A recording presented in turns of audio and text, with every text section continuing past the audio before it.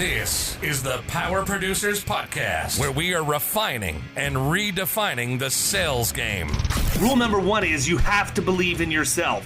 You're the only one who doesn't think you belong in this appointment. The prospect has already validated your existence by scheduling time with you. Get it through your head you belong here, go in there, crush it, and close the deal. A place where sales professionals can come to learn from other sales professionals and thought leaders that have mastered their craft. The difference between a good salesperson and a best-in-class salesperson is only 2 minutes. By spending an extra 2 minutes on what you might think is a mundane task in the sales game, you separate yourselves from the pack, you grow your book of business, you close more deals, and you retain your accounts. As well as their peers who are still striving for perfection to achieve their why. I have a wife and 4 kids. Failure is not an option. Real sales professionals, real stories, real results. Are you ready to feel the power? What's up, everybody? Welcome to the Power Producers Podcast, where we are refining and redefining the sales game. And today I have the one and only Michael McCormick, who will be playing the role of Michael McCormick as well as Taylor Bobbie, because we don't know where that guy is. I didn't send a thing. I relied on Michael to do it. But listen, I want to talk to y'all today, and this is going to be conversational. But I want you to hear about an event that's coming up, and it's one that I'm speaking at, but that's not why I want you to hear about it. Y'all can hear me every week, multiple times, or anywhere. I want you to seriously consider attending Soup Live this year. If you're not a member of Insurance Soup, you probably don't know about it, but you should be. I have been on stage at over 100 places in the last couple of years. And unequivocally, when anybody asks me, what's the coolest place you've spoken? What's your favorite event you've spoken at? And I've spoken at some really good ones. Soup Live in 22 was the #1 event. And I think that the only way it's going to get replaced is at Soup Live 24. So that's what we're going to talk about today. I'm going to ask Michael a few questions. I want him to set some expectations for what you will get out of it. And then, we'll probably chop it up just a little bit, but we're going to talk about Soup Live. Michael, what's going on? All right. Well, thank you. We're already warmed up. We had a great conversation before we started recording. We did. I don't even know where to go from here, because those were very, very kind and thoughtful words. I appreciate that. I was all ready to do my Taylor impersonation. He's never seen it, and if ever there was a chance to get in trouble, now would be the time, right? Well, you need to thank God I'm not Ryan Hanley, because when you go on Hanley's podcast, you don't even realize he's recording. He never says anything. You're just having a conversation, and like you and I did. Yeah. And I'm like, when are we going to start recording? He's like, oh, bro, we started recording 15 minutes ago. We've got 12 minutes left. Yeah. Thanks, man. No, I actually don't have a Taylor impersonation, but I should probably work on one for moments like this. But no, I appreciate you having me on Soup Live. It's funny, you left out Soup 23, and that was the one that you didn't speak at. So the only one better than 22 is the next time Carruthers is showing, which I will say. No, I'm teasing you right now. Which I will say automatically drastically improves the event, because you are a headliner and you do provide the industry a tremendous amount of value and all that kind of stuff. But just playing with you. But as far as the event is concerned, I do appreciate it. It's May 7th, May 8th, back at Texas Live down in Arlington, Texas. And we try and do things very, very differently than everybody else. That's probably something that everyone that hosts the conference says, right? Like, I'm not like the normal moms, I'm a cool mom. That type of thing. But when we decided to do a conference, and it was something that we had been asked to do by our audience for a number of years, and said no to, we ultimately decided to, not because we felt like inspired to host an event or to run a dog and pony show out or anything like that. It was more because, number one, our audience had been asking for it, and we didn't want the responsibility, but finally got to the point where it was good timing. But also on the other side, we had been very fortunate over the previous 5, 6, 7 years to be invited to take a lot of stages ourselves, and in doing so, we had been to a lot of events that left us scratching our heads why it was being held. and not in like a there's no value being served up type of way, but like we had always, and maybe we were naive and maybe we were ignorant, but we had always looked at the conference game as an opportunity for agents to come out and learn and find value and be inspired and network and all that kind of stuff. And a lot of the places that we were getting invited to, and I believe you've had a similar experience to this, if my memory is serving me correct, a lot of the events that we were getting invited to, like there were different agendas than what were being publicly marketed and presented. And what we were witnessing in a lot of different areas was essentially the objectification of the insurance agent. And what was advertised as events for agents were really nothing more than a $500, $1,000, $2,500 event that an agent paid money to essentially go sit in an audience to be advertised to be pitched, to be sold. It's like call them timeshare presentations, because that's what it feels like. You go in and it's like, oh yeah, we'll give you the 2 free tickets to Disney, but you're going to have to let somebody berate you for the next 2 hours in order for you to earn those tickets to Disney. And that's what it feels like, man. And you're paying to go to it. Yeah. And when you're feeling like a piece of meat, for the lion that's up on stage, and not someone who is receiving value for money paid for an event, it really rubs you the wrong way. And we were witnessing it in a number of different ways, be it from events where the speakers had obviously paid to be on stage and were scrambling to get ROI, to events where there were as many vendors as there were attendees, and they were frantically trying to get ROI on the event, and you'd have to run a gauntlet just to get to where the stage was to find your seat. So with everything that we were witnessing and everything that we do in Soup, obviously Soup is a community for agents and brokers and team members and all that kind of stuff. We keep corporate out, we keep carriers out, we keep vendors out, and all that. We try and keep that as value driven in an environment as possible. We decided that we wanted to bring that kind of feel, that kind of flavor to an actual event where literally everybody that is taking the stage is looking at the audience as people that are in need of something that they're good at being able to teach. So, and you're no stranger to it. You've already taken the stage, and you're going to be with us again in May. And we're very excited and thankful that you're coming back. And we're even more excited and thankful that you put together a new presentation specifically for us, which thank you, very, very much for doing that. But at the end of the day, we have made it a point that literally every single person that speaks at Soup Live is not paid to be there. They have not, they are not being paid to be there, and they have not paid to be there. So, everyone that is up there is doing it from a place of relative altruism. Do people have products and services that are up there? Of course. No one sells from stage. No one has an offer from stage. In fact, we you're not, and you're privy to it because you've seen it. We actually make all the speakers sign off on a disclosure saying that I will not sell anything from stage. I understand that if I try, my mic's getting cut and someone else is coming up with a new presentation. But we did that by design so that there's no one that's taking the stage thinking they're going to be slick either. But we didn't want anyone selling from stage. We wanted it to be teaching from stage, value from stage, all that kind of stuff.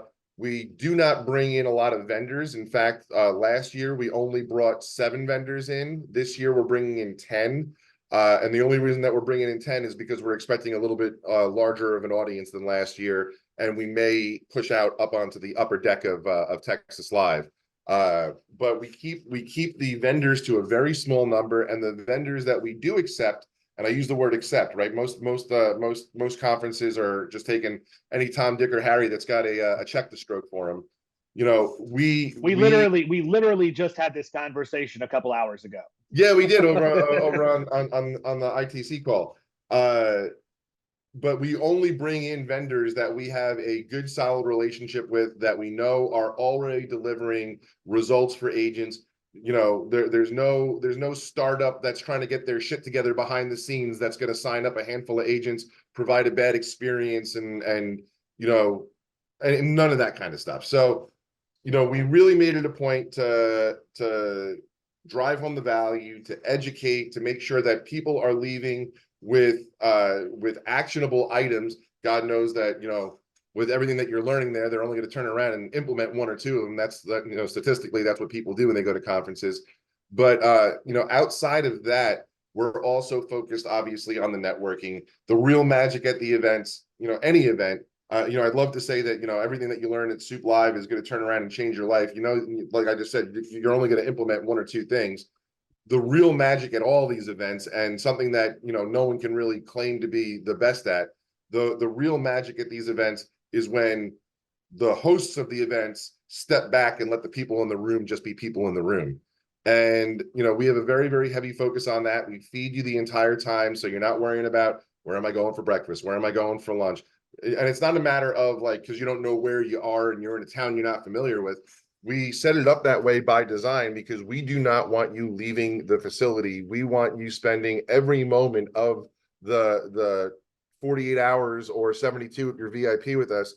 We want you spending every moment of that that time that you're with us actually networking, learning, meeting new people, deepening your, you know, your existing relationships. And you know, it's funny, you know, we actually thought that we were going to struggle with that to a degree, and that's why we initially thought to ourselves, all right, feed them, give them the happy hours, keep the happy hours right here where we are. That way everyone stays together. But one of the things that we learned, and we're very fortunate with, is this community that we've built has got so many people in it that are so excited to meet their online friends for the first time that no one wants to go anywhere. Like you've got to make your way through the room within those 48 hours to shake hands with all the people that you know online. Yeah, I got to tell you, man, two things to what you just said, which was a lot.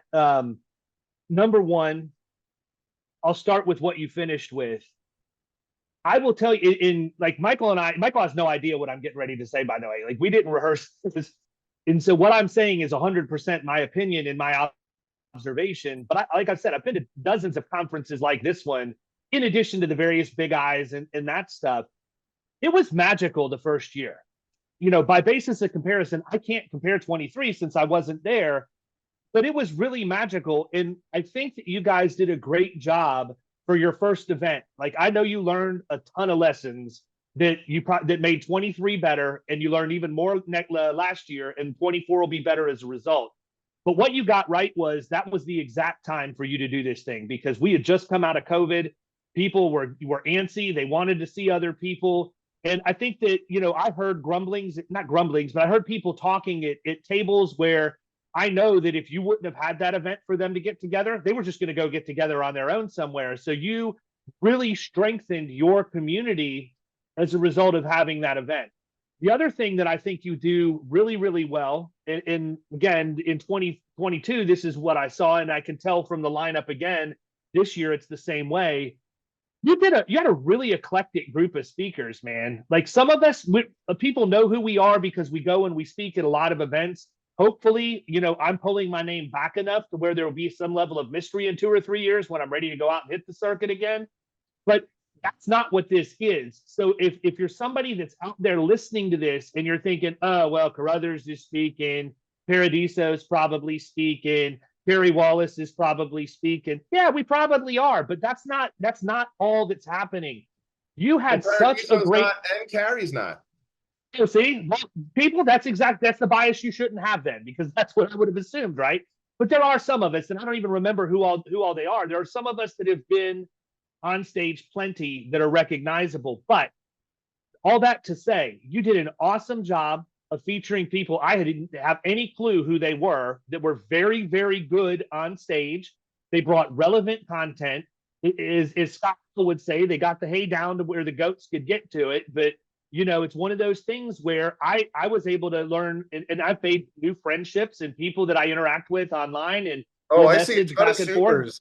I see a ton of supers that are just completely enamored with you at this point.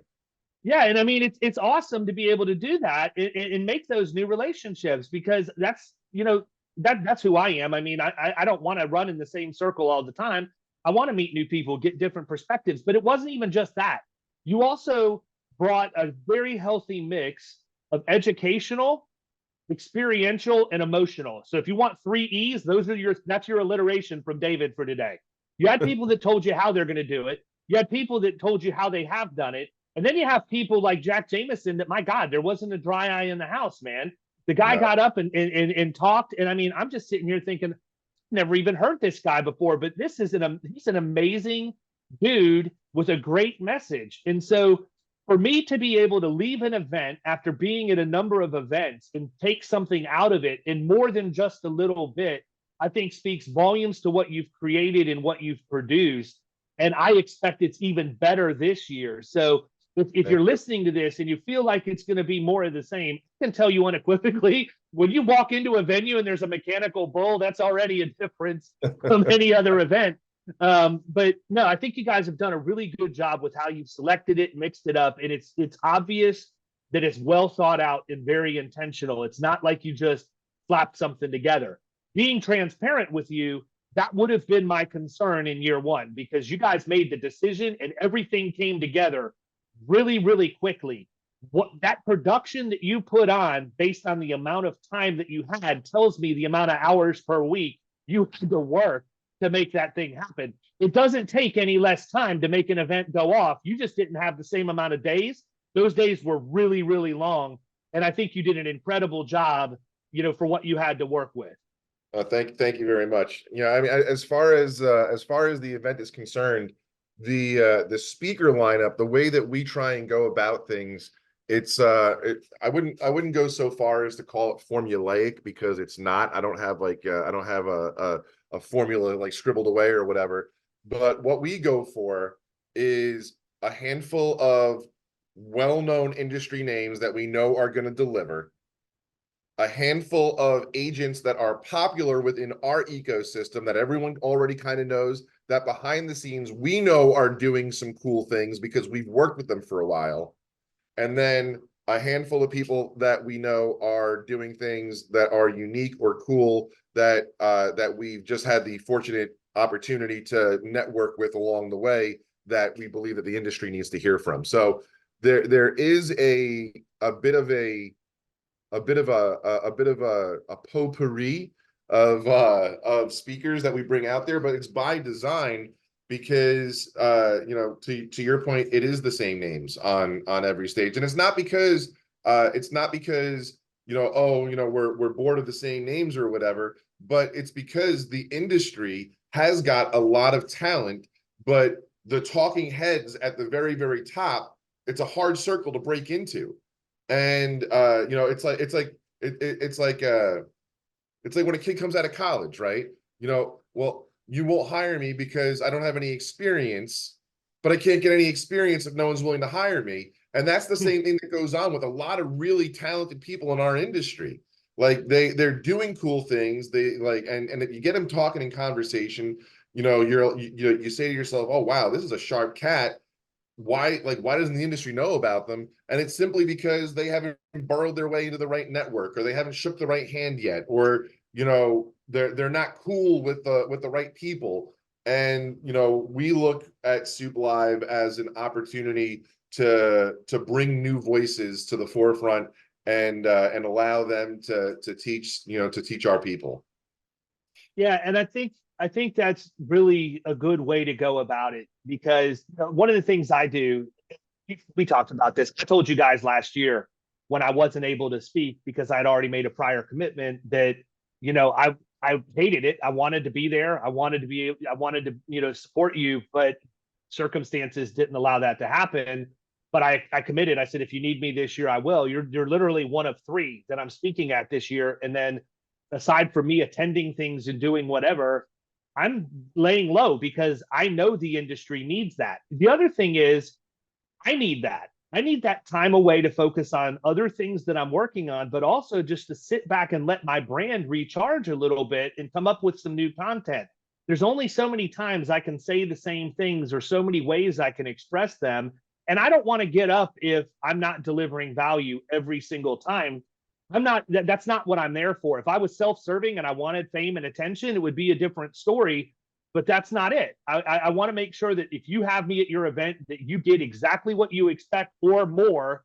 And that's it. So what I do because I have a lot of people that continue to reach out wanting to schedule me to go speak, I have a canned list of 5 or 6 people that I say, these are the people that I would recommend that quite honestly are probably better than I am. And I think you should reach out and do that. So being honest, picked it up from you guys. Like I'm ripping you off on that, Michael. I appreciate you. I appreciate you leading the way in that thought process, because you're right. There is a group that pretty much controls what happens and who gets the exposure and who doesn't. And if you're not in that group, or you don't know how to get in front of that group, you're never gonna get the opportunity. And we talked about it a little bit before we started recording. I was fortunate enough to be on a podcast that was the first time anybody had ever heard me. And when that podcast aired, I had literally hundreds of people in my inbox saying, dude, like, that was incredible. I've never heard anybody say those things before. Where have you been? And I'm like, been here, man. I just nobody ever gave me a chance. And I finally got a chance, and I didn't do anything special. I just told you how I do my job, right? I mean, that's Dude, how I looked at it. Do you know how many agents are out there that are sitting on the way they do something, insert what they do here, doesn't matter, that if they just were to express and talk about and teach what they were doing, how many agencies they would change? There are so many of them out there. So many of them out there. Yeah, and I think that for some people, it's still a matter of, oh, I don't want to share what I'm doing because I'm afraid somebody's going to take it and use it against me, or whatever else. Whatever. If that's what they're going to do, that's what they're going to do. I was on a call yesterday with the people inside of Killing Commercial, and I put up a deck page or something. And I was explaining, I was in NCCI looking at an experience mod, and I was training these people how you track an experience mod and all of the different things that you can do for free inside of the NCCI site that other people are paying tons of money for and not getting as good of results. I pulled up the mod on one of my clients or whatever, and I said, I realize I'm putting my client name up here, and I realize at some point somebody's going to feel froggy and decide they want to go after one of my accounts. If you feel froggy, jump, come at me. But I'm going to share anything. I'm going to share everything. I'm going to give you the details on how I do it. And, I think that as we continue to have more events like this, and you give more people opportunities, and you show them, hey, look, you're not going to get burnt if you share and you collaborate. It's only going to come back to you tenfold. Sure. It is going to change. I hate to be cliche in saying this, but it will change the industry, and it'll change the way people think, for sure. Well, part of what made Insurance Soup take off, in my opinion, is the fact that I'm not an agent any longer. And because of that, I am personally able to express my opinions, express my thoughts. I have not had a scarcity mindset around anything that I'm learning or sharing in a very, very, very long time. And because I'm not actually in the agency anymore, there is no fear around like, oh, well, what if so-and-so knows about this? What if the agent down the block learns about what I'm doing? What if that agent that always beats me on the scorecard finds out this trick that I'm using that's responsible for 40% of what I'm doing? If they learn that, I'll never catch up with them. I don't have any of that in my life. So basically, if I learn something and I see that it's going to be beneficial to the industry, I'm going to share it with the industry. So 100%. That has been the mindset. And what's funny about it is when Taylor and I started Insurance Soup all the way back in 2016, we were both still agents at that point. The reason that we started it in the first place was because him and I were staying up until 1, 2, 3 o'clock in the morning, just basically trying to learn, social media and advertising and all that kind of stuff. And, we were comparing notes, and it wasn't just notes on lead gen or anything like that. We started comparing notes around vendors, sales strategies, approaches, and it became like a holy cow, like there's so much that my carrier is telling me that you don't know, and vice versa. Imagine if we had an ecosystem where we could get everybody sharing. Like, it would be like the cheat code. We would know, we would be able to expedite our learning curve that much faster. And as luck would have it, and we had no plans of monetizing Insurance Soup when we first started. When we I remember it was like a night or two before launch, we were joking around saying, like, imagine in a couple of years that we had 5,000 people in there to learn from, and we had 5,000 people in there in like under 6 months. So I mean, it's been a wild journey, but the entire purpose of Soup from the very get-go was like, let's get the industry talking and teaching and networking, and Soup Live is just an extension of what our original goal was. Well, too, it's all inclusive, right? And I mean, you've got people that own agencies, people that are producers, people that are on the service end of the business, and they're all in there able to collaborate. Commercial, life, health, Medicare. It's not limited to any one segment of the industry. And I mean, for me, that's honestly a lot of value that you bring to me, because I don't, like Amanda Bruton, I don't know the first thing about Medicare, man. But I know that if I need something, she's one of a couple people I know that I can call. And based on the fact I was at Soup Live, heard her talk, we actually had her on the podcast and interacted with her. And I'm like, this is somebody I need to know, because when the time comes, if I ever need somebody in this area, she's money in the bank. Could have never known her, right? Never would have had a clue, because. And ironically, what's funny about Amanda Bruton is she hosts an event down on the Florida shores, probably 5 to 6 hours tops from where you are, and she hosts it. I haven't been to a Producers in Paradise, but I've seen it from 50,000 feet. She hosts her event in a very similar format to the way you do Producers in Paradise, and they're probably the events that are the closest together in proximity, and the two of you didn't even know each other prior, and you were both doing things very, very similar, with like the half day of learning, and then the back half going out and doing the networking and the socializing and the fun events and all that. And I spoke at her event last year, and I actually went to that event ahead of time, wondering if that format would truly be good, because like, you let me out of something by 12 o'clock in the afternoon, and like, I'm going to go find something to do. But she wrote me right in, and and not just me, everyone that was at the event, and it was a great time. And I'm sure from the pictures, the pictures and videos that I've seen from Producers in Paradise and that fishing trip that you guys do, I'm sure is the same thing.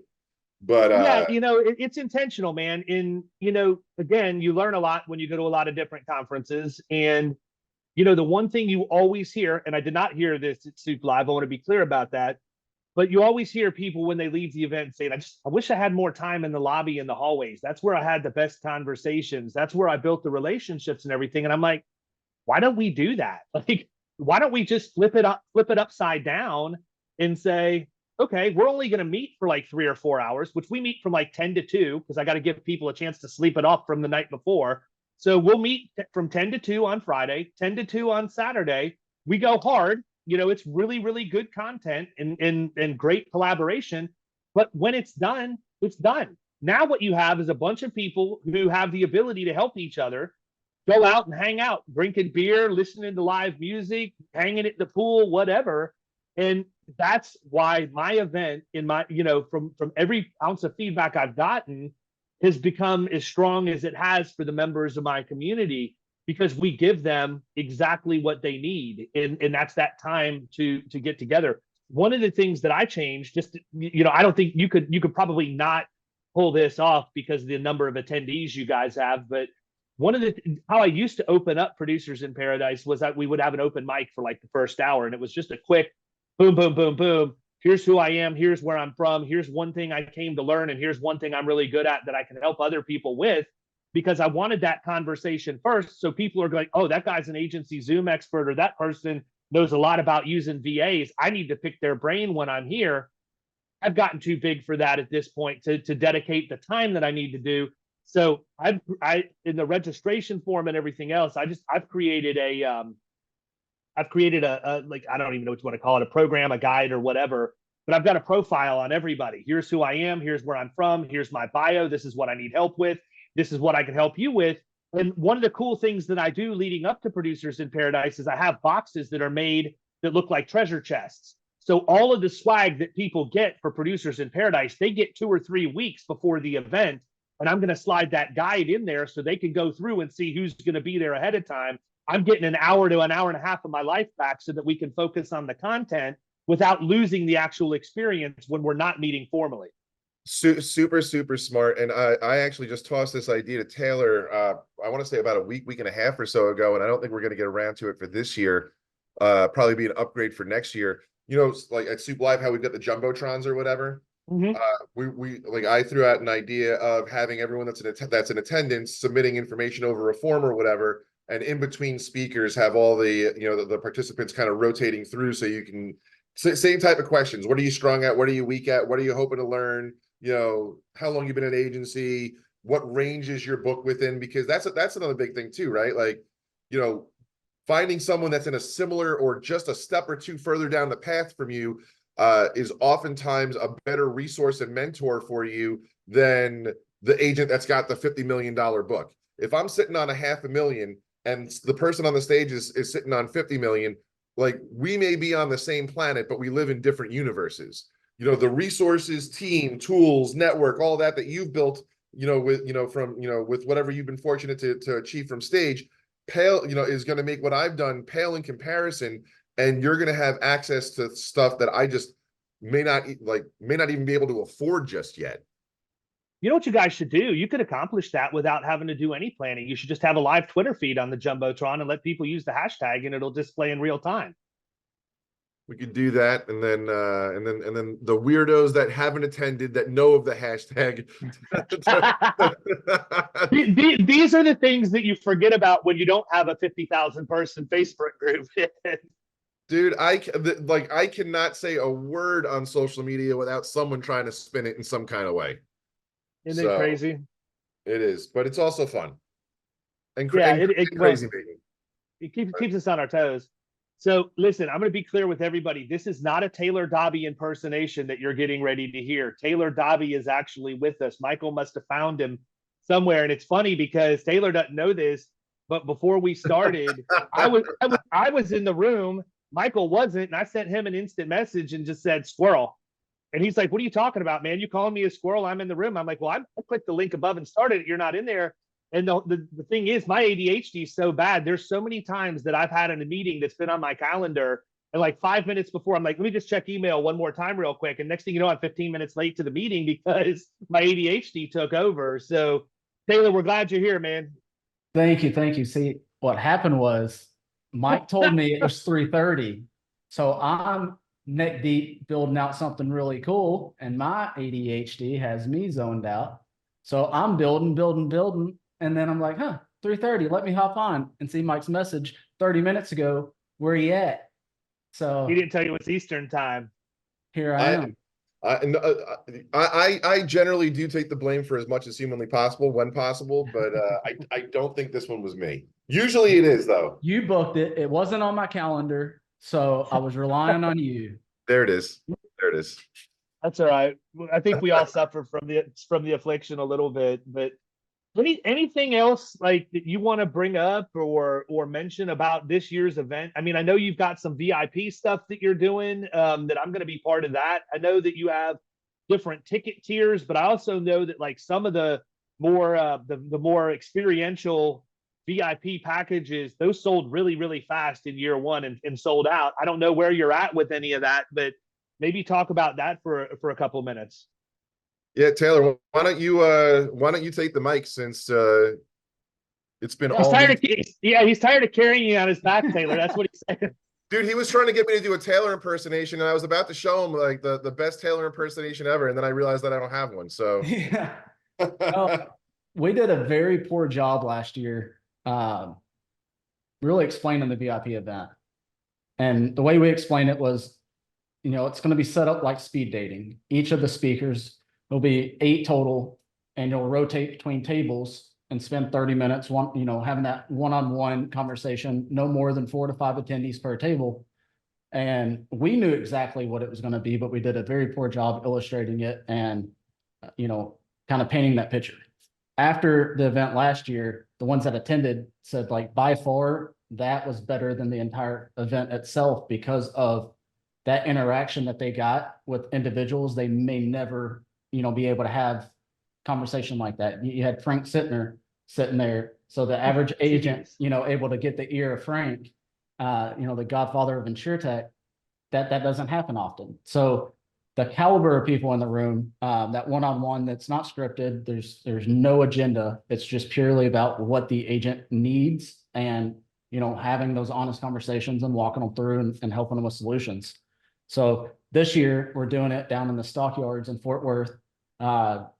Soon as it's over, it's when the cattle drive comes down Main Street, the whole stockyards experience. I think we're going to grab some breakfast at a little biscuit and gravy place across from the venue. It's going to be a really, really, really awesome event this year. And the VIP event is only for the VIP ticket holders. So there's only 50 slots, and I believe we have a little over a dozen left. Y'all better get up on it, because if he's only got a dozen left, I know that we can sell him out with this podcast for sure. I would buy the VIP experience to get next to Frank Sentner. I don't see him nearly enough, at this point. But, I think that I think there's a lot to be said about that too, because the other thing that it does, I think that in our industry, it's kind of a weird dynamic, man. But Insurance Famous never really registered with me until I realized after speaking a few times that it is an actual thing. Like, people hold you in a different regard, and quite frankly, I don't like it. Like, I don't want to be that person. I'm one of the guys, man. I'm going to hang with you. Even when I was talking to Ciara Gravier about this today, because she was working on a speaking deal for one of the big eyes, and they were kind of going back and forth of what they wanted. And I said, listen, my philosophy is and always will be, once I get to the event, I'm at the event. Whatever you need from me, I'm there. You want me to go to your happy hour? You want me to go to your dinner? You want me to go on any extracurricular activities? I'm going to do that. I want to hang with the other agents, because I think it's really, really important that when you get to some level of success, and I want to be clear, I don't think that I'm the most successful. I probably never will be, but I have achieved some level of success. I think we need to remember where we came from. We need to let people know that we haven't changed. We need to be relatable. We need to let them know we're approachable. And doing something like you did and are going to do really solidifies that in a very tangible way to people who otherwise might not think that they would, like you said, ever get Frank Sentner's ear or whoever else is sitting at the table across from them. And I think that is a really, really valuable thing for the people who are VIPs. It's also very valuable for the people you call VIPs that are sitting at the table, because it helps us with our reputation and people realizing this dude's no different than anybody else. He's got a wife and kids, and he gets frustrated about the same things. He's dealing with the same stuff, and it's really no different. It's just I was in the right place at the right time at one point in my life, and I got an opportunity and I took it. And that, I just kudos to you for that, man, because I think that's worth the price of the VIP ticket right there. No, I appreciate it. I always tell people, like, if you have high expectations of me, you're going to be severely disappointed when you meet. Well, it's funny. I say the same thing when people come to my office, because, my office is a postage stamp, because we're waiting. I've got a lease with an option to buy, but the people who are next door aren't quite ready to sell. And I had a northern office, but my buddy sold to Acrisure, his health agency, and he owned the building. So I got 2 weeks notice that he sold, because he forgot to tell me. So 2 years ago on New Year's Eve, me, my wife, and Grayson are in the pouring rain in a U-Haul offloading an office. And now all that crap is crammed into my Valrico office. So when agents come to Tampa, I don't even always know that somebody's coming by, but they're always welcome to stop by and see me.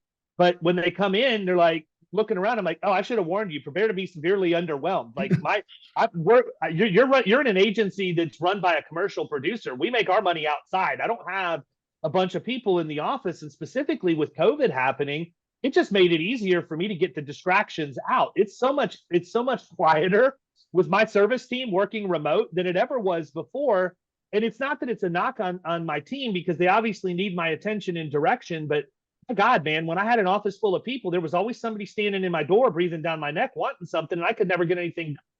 So when you walk in and you say, wow, you've got like 3 occupied offices, a conference room, and a lobby. Yeah, that's all I need. Yep. We've got about 2,000 square feet, and it's way bigger than what we need for 3 people, but we can all work and be, pretty much as loud as we want and not interfere with the others. So 100%. I love Well, the Taylor's plot. got this beautiful, aesthetically pleasing, well put together, well designed by an interior designer office. And when agents want to see me, I'm like, where do you want to meet for lunch? Yeah.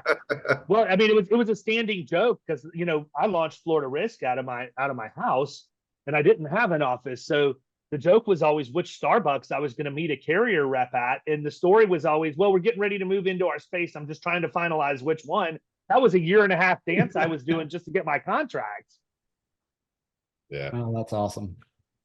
What have we missed, guys? Anything? I think we pretty much covered the event for sure.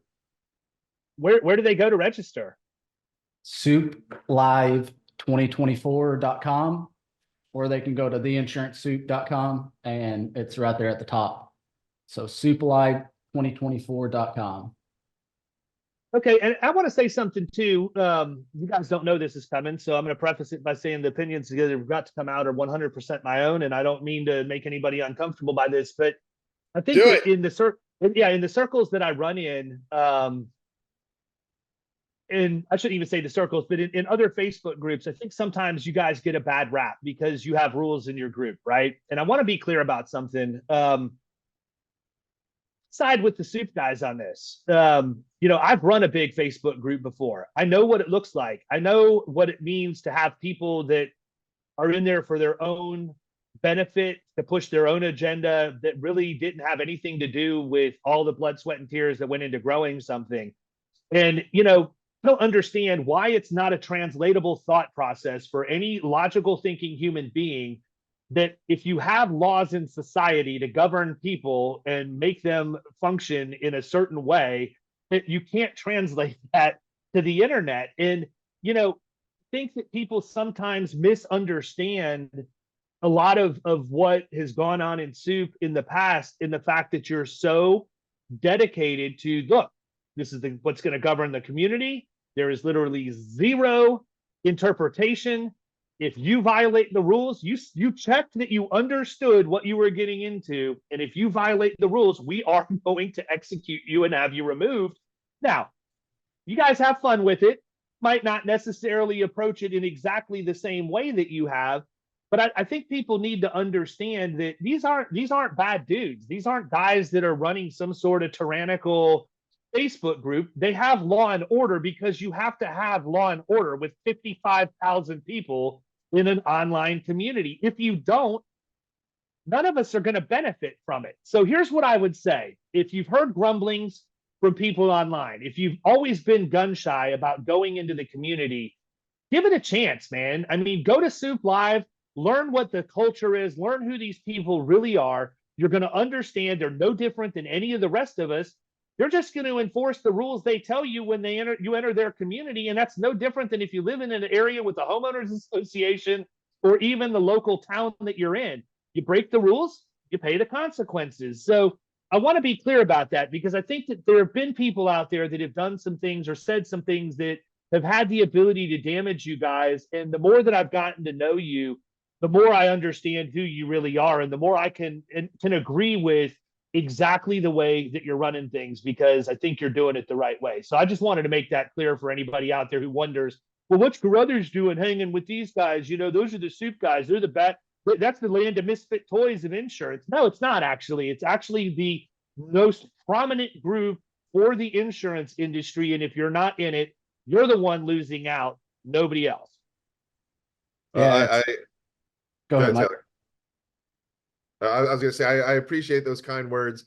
I think what it really boils down to, and what a lot of people really, so it's some pushback that we get from time to time, and it's funny because it's like we get pushback around the fact that the group is our business. We have services, we have opportunities, we have products. We don't push them all that heavily. If we talk about one thing a day, it's a lot, most days. And it's a group where you've got, north of 100 posts a day. So you're looking at less than 1% of the content is us talking about anything that's remotely ours. But at the end of the day, I think people really struggle with the fact that, and not all people, but the people that you're suggesting, a lot of them struggle with the idea that we are running a business. and it's not just a Facebook group. And because we're running a business, there are certain things that we will allow to fly and certain things that we won't allow to fly. And the easiest and most simplistic way that I'm able to compare it is we've got products and services. Pretend that we don't. Pretend that we are insurance agents, in the trenches with our own agency. If you were to come into my insurance agency as the owner of Florida Risk and start talking to people that are at my desk about what great policies that you have and what great carriers you have, I would look you square in the eye and I would say, get the fuck out of my office. In plain English. I can't say it any 100%. simpler than that. I will look you in the eyes and I will say those exact 5 words to you. And that translates to the online world to a degree. Like you are in my business right now, in front of my prospects, trying to utilize what we've built for your business. And that just doesn't fly with anyone anywhere. And, it's unfortunate because, a lot of the agents who ultimately have gone on to feel frustrated with us, it is a direct result of, I've got a service that you wouldn't let me offer. I've got a podcast that you wouldn't let me talk about. I've got a insert agenda here that you guys stamped out, and now when I'm out in the wild and not in insurance soup, I'm just going to go around and tell everyone what a bunch of bad dudes they are. Yeah, and I think the thing too is that it's not like you guys hide that you have a business tied to your community, right? Like, people, let me help you understand something about online marketing if you don't.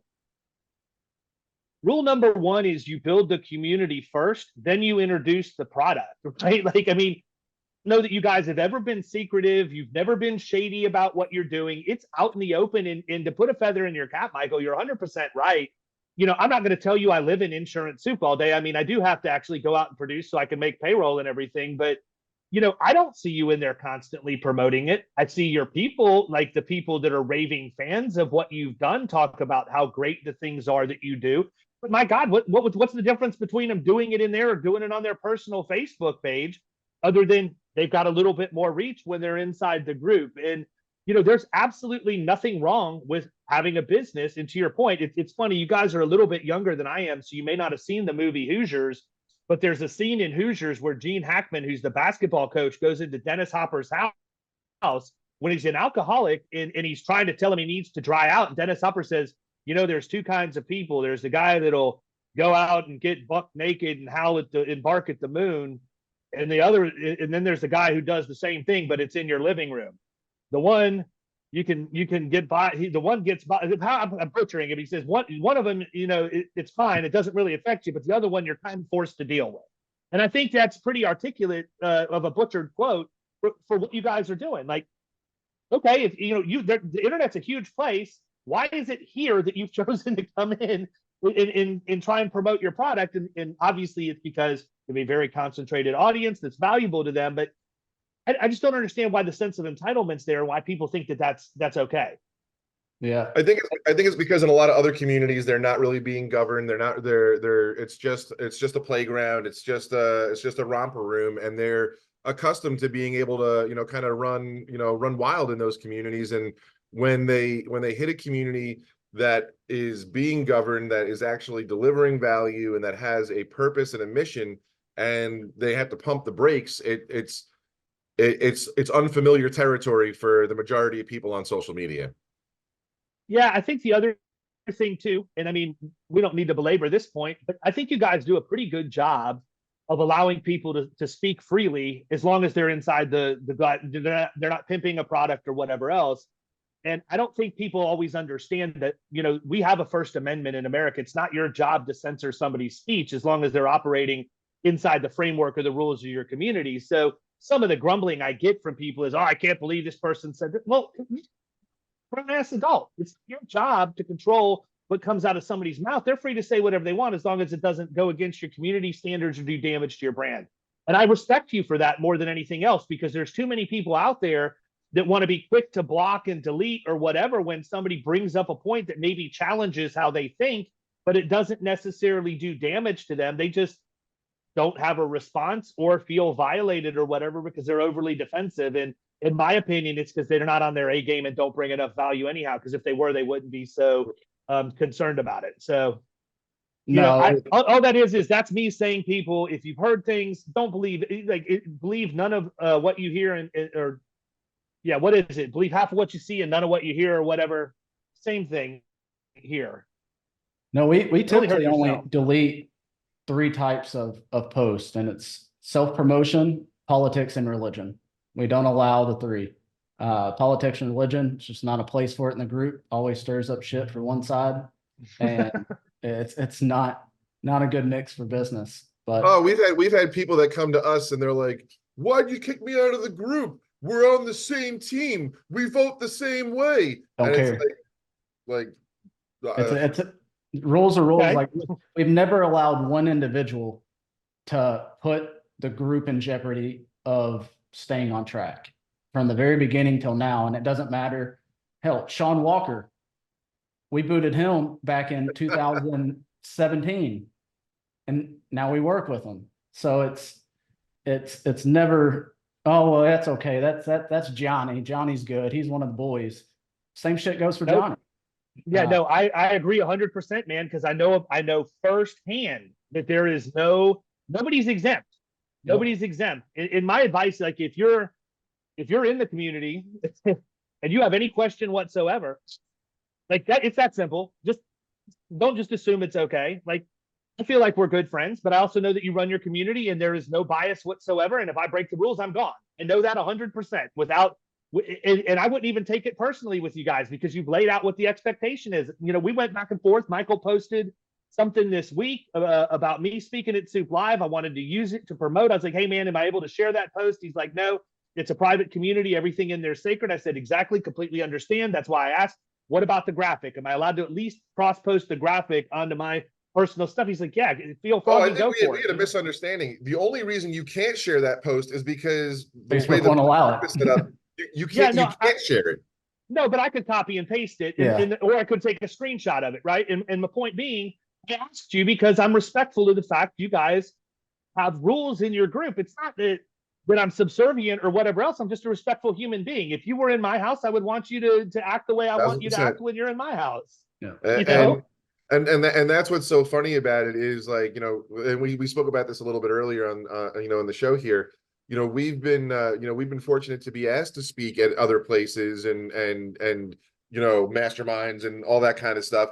And we know when we're not in our house, like, it's no longer our rules. We don't talk about our stuff. We come from a place of value, you know, like. We spoke, Mike. It was at Nissan Stadium in Tennessee, and we started it off by raise your hand if you've been booted from Insurance Soup. And the amount of hands that went up. So we know, like, stepping outside of our environment, there's a lot of them. Actually, we started our talk asking that question, and a bunch of people raised their hands. And the next line that came out of our mouth was, just, "You're not getting back in after today either." No, it's always makes me laugh. Which is quite honestly pretty funny. You know? Yeah, it always makes me laugh. Listen, man, the ones that throw a fit are the ones that get removed, and they're like, "I didn't even like that stupid group." I'm like, oh yeah, you were the 13th, you know, contributor to the group that posted 6 times a day, but you sure didn't like it. So, well, and the thing is, man, at the end of the day, what I think I respect about you guys the most, more than anything else, is you're true to yourself and you're loyal to the friends and the relationships that you have and that you've built. And that's something that this industry severely lacks.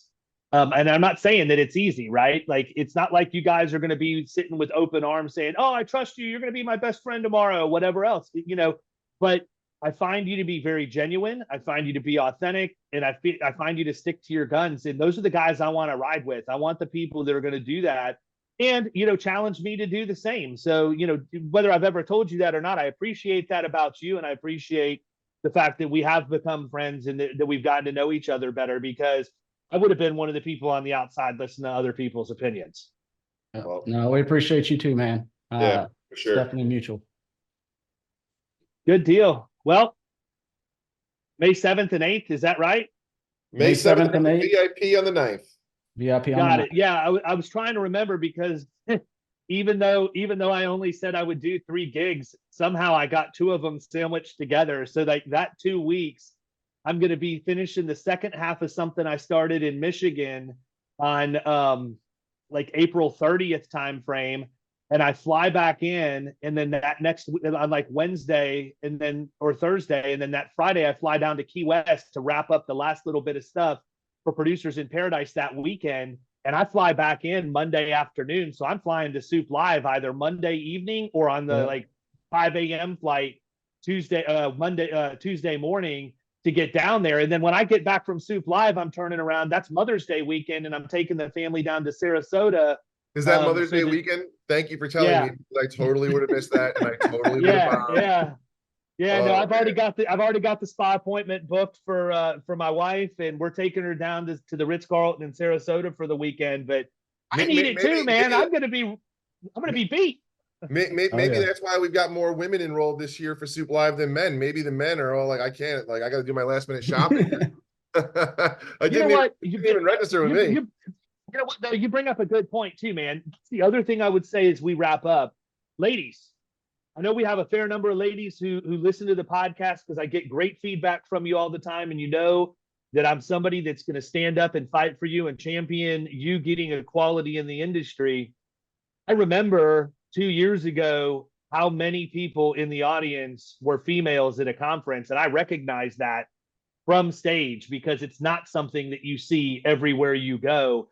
So ladies, if you are, I mean, I'm glad to hear they're coming out in full force, and I'm glad you said that because I think that in our industry, there are still a certain number of people who are gun shy, and don't be. You may be the majority.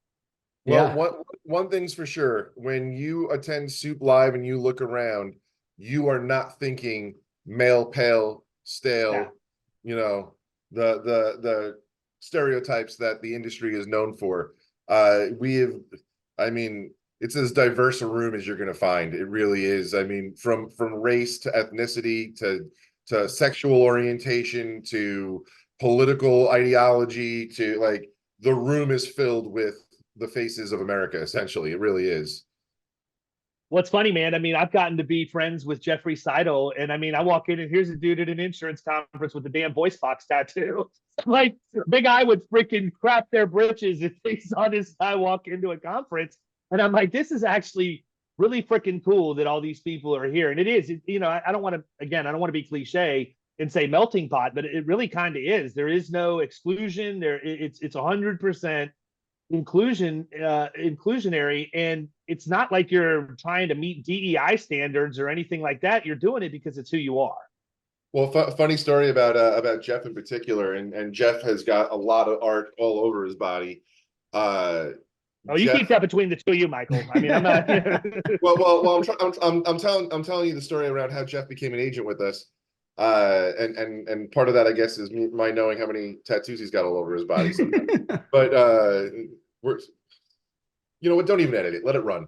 But when we brought him on, we learned, I don't know if he told you before he came on, Taylor, but I learned it was the first thing that he said. Yeah, like the first thing on the meeting we had was he brought it up. Yeah, he had tried to open an agency with a couple other organizations, and when they saw him, like physically saw him, they said no because of the tattoos. And like, come as you are with us. Like, we, if you've got a solid business plan and a good head on your shoulders, we're going to give you a swing of the bat. He's been a hell of an agent. He's doing a great job. Yes. So. Yeah, absolutely. And I mean, the things that he has had challenge him throughout his life, he was very transparent when he was a guest on this podcast talking about it. And I appreciate the fact that he's willing to be open and honest about some of the demons that he's had, because we got incredible feedback from people and even people who reached out to him because they heard him on the podcast that he had no clue who they were because he shared that story. And I mean, again, that's nothing but positive because you give somebody the opportunity. So Jeff, if you're listening to this, great. If you're not, great. Maybe people will see it, but tattoos, Jeff. Much love, brother. Absolutely. Well, listen, fellas, you know this. That's why I have the fake background in the back, but the real background honestly doesn't look much different today. I'm in the Bahamas on vacation with my family. So I got the message from Mama that the kids are ready to eat. So it's time for me to roll. I want to wrap up thank Hello. both of you very much for what you for coming on today, but more importantly, what you've built, what you do for the industry, what you do for the community and the culture that you've built. And I'm just glad to be a part of it. May 7th and 8th in Arlington, Texas, the coolest venue for an insurance event that I have been a part of. You will not be disappointed if you come. Go hit theinsurancesoup.com or souplive24.com and register today, because I will tell you this, it ain't a football stadium, so there's only a limited amount of seating there. You got to get your tickets, because I have thrown events and I know how this game is played. Michael and I talked about it the other day. It's a bell curve. You got a lot of people at the beginning. It's like kind of reverse bell curve, right? A lot of people at the beginning, it dips down and then it comes back up at the end. You don't want to be that person, come first, second week of April thinking you're going to go to Soup Live. And it's sold out. Yeah. 100%. Have a sense of urgency, people. I know the people that listen to this podcast are closers, and you're going to go make that happen the second you get off of here with any intention at all of going. So, fellas, again, thank you so much for coming on. More importantly, thank you for your friendship. It means a lot, and I really appreciate everything you guys have been able to do to help me and help the agents in your community. Likewise, man. Likewise. Absolutely. Appreciate you, brother. Absolutely.